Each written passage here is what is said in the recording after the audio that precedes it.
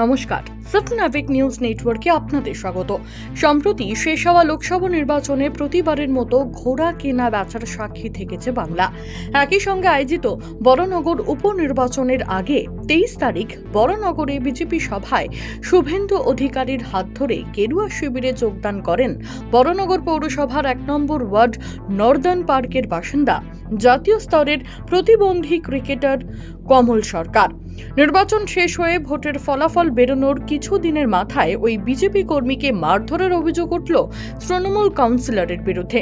প্রতিবন্ধী ক্রিকেট খেলোয়াড় কমল সরকারের অভিযোগ, বরানগর পৌরসভার 14 নম্বর ওয়ার্ডের তৃণমূল কাউন্সিলর শান্তনু মজুমদার ওরফে মেজর অনুগামীরা তাকে ক্রমাগত উত্ত্যক্ত করলে বাদানুবাদ শুরু হয়। তৃণমূল কাউন্সিলর শান্তনু মজুমদার অবশেষে তাকে মারধর করে বলে অভিযোগ। কেন হলাম তো আমি নিজেও জানি না, কারণ আমি যখন রাত্রিবেলা বাড়ি ফিরছিলাম ওই মেজরি সব আগে থেকে প্ল্যান করা ছিল নাকি তা জানি না, তার অনুগামীরা এসে আমাকে উত্তপ্ত করতে আরম্ভ করলো হঠাৎ, কোনো কারণ নেই। তা ও চাইছিল যে আমাকে উত্তপ্ত করলে আমি একটু ধাক্কা দেবো, তারপরেই এর ওপরে অত্যাচারটা হবে। ঠিক তাই হয়েছে। ঠিক আমার পিছনে মেজো দাঁড়িয়েছিল, যখন দেখছে যেরকম একটা ঘটনা, আমি ভেবেছিলাম মেজো একটা তার সলিউশন করবে যে কেন দাদা কেরম বলছিস বা কিছু। হ্যাঁ, সে ওইটা না করে তুই কেন গায়ে হাত দিলি, তুই তো প্রথমে হাত দিয়েছিস, এই বলে আমাকে চড়থাপড় মারতে আরম্ভ করে দিল। মেজো হচ্ছে এখানকার 14 নম্বর ওয়ার্ডের কাউন্সিলর শান্তনু মজুমদার, তৃণমূল দলের। আমি তো এখন আতঙ্কিত, আমাকে মেরেছে দাদা। কেন বললে আমি ওই 23 তারিখ ভোটের আগে শুভেন্দু অধিকারী হাত ধরে আমি বিজেপিতে জয়েন করেছি, আমার অপরাধ, তাই জন্য মনে মেরেছে। হ্যাঁ বলেছে, হুমকি তো দিয়েছে। এই বলছে কি করে বাইরে বেড়াতে, যা বলে। আমি দাদা কাজ বাজ করবো না, আমি তো আতঙ্কিত দাদা। এরকম করে মারবে আমি ভাবতে পারিনি তো।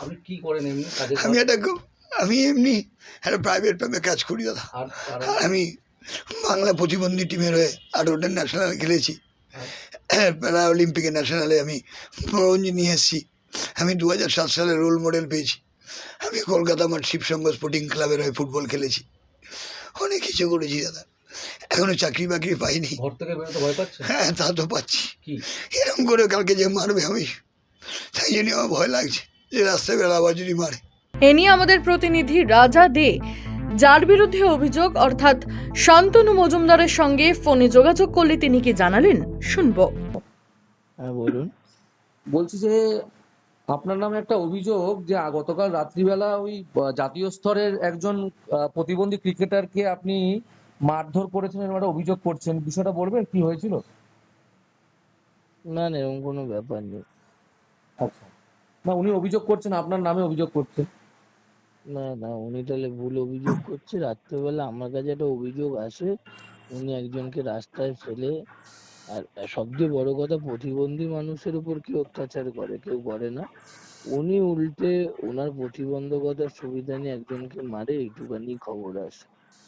আচ্ছা, সেটা এলাকার মানুষও জানে, আমাকে রিপোর্টও করেছে, অনেকজনই আছেন, আপনারা প্রুফ চেলেন, আমি ভাই নাম দিয়ে দেবো, তাদের কাছে গেলে তারা স্পষ্ট আপনাকে বলে দেবে। আচ্ছা, না উনি যে অভিযোগ করছেন আপনি মারধর করেছেন, এটা সেটা স্পষ্ট হয়ে যাবে যদি আপনারা খোঁজ নেন। কাল রাতে এখানকার লোকাল মানুষও ছিল যেখানে হয়েছে। ঠিক আছে। যদিও এ ধরনের ঘটনা ঘটে থাকে তাহলে অন্যায় হয়েছে। ঘটনা প্রসঙ্গে এমনই জানালেন বরানগর পৌরসভার পুর পরিষদ সদস্য অঞ্জন পাল। কমল প্রতিবন্ধী, কমলের স্ত্রী তৃণমূল কংগ্রেস করে 14 নম্বর ওয়ার্ডে।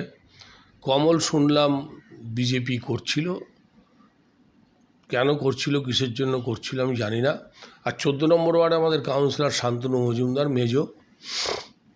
ঘটনা কি হয়েছে না জেনে তো বলা সম্ভব নয়। যদি বিজেপি করতেই পারে, বিজেপি করলেই তাকে মারতে হবে এরকম মানসিকতা তৃণমূল কংগ্রেসের নেই। অন্তত তৃণমূল কংগ্রেসের এই মানসিকতা নেই। আমাদের মুখ্যমন্ত্রী মমতা বন্দ্যোপাধ্যায় বারবার দলীয় কর্মীদের কাছে বার্তা পাঠাবার চেষ্টা করছেন যে কোনো অবস্থাতেই কোথাও যেন সাধারণ মানুষের সঙ্গে অসহযোগিতার প্রশ্ন না ওঠে এবং কারোর উপর যেন অত্যাচার না হয়। স্বাভাবিক কারণেই আমরা যারা স্থানীয় স্তরে নেতৃত্ব দিই আমাদের অবশ্যই সংযত থাকতে হবে এবং মেজর সঙ্গে আমি নিজে ব্যক্তিগতভাবে কথা বলবো। কথা না বলে আমি এই বিষয়ে কোনো মন্তব্য করতে পারছি না। নির্বাচন শেষ, ভোট পরবর্তী হিংসা অব্যাহত, কখনো ভাটপাড়া নৈহাটি, আবার কখনো আগরপাড়া, এবার শিরোনামে বরানগর। গোটা বিষয়টি খতিয়ে দেখার আশ্বাস দিয়েছে উচ্চ নেতৃত্ব।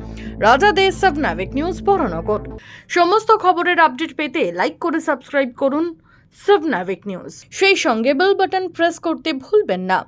আপনাদের একটা সাবস্ক্রিপশন আমাদের জন্য অত্যন্ত মূল্যবান। জয় হিন্দ।